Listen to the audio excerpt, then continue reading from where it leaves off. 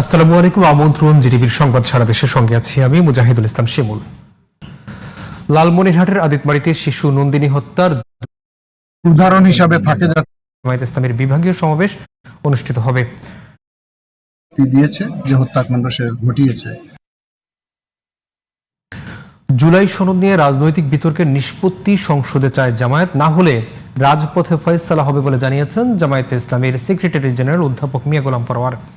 বৃহস্পতিবার দুপুরে খুলনা প্রেস ক্লাবের হুমায়ুন কবির বালু মিলনায়তনে আয়োজিত ব্রিফিং এ এসব কথা বলেন তিনি।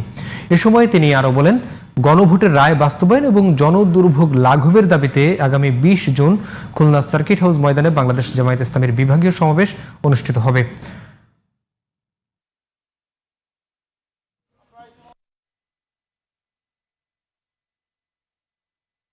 বিরোধী দলীয় নেতা পরিষ্কার বলেছেন যে জুলাই সনদের ভিত্তিতে যে গণভোট হয়েছে সেই গণভোটের রায় এই সরকারকে মানতে হবে, এই কারণে যে তারা জাতির কাছে প্রতিশ্রুতিবদ্ধ।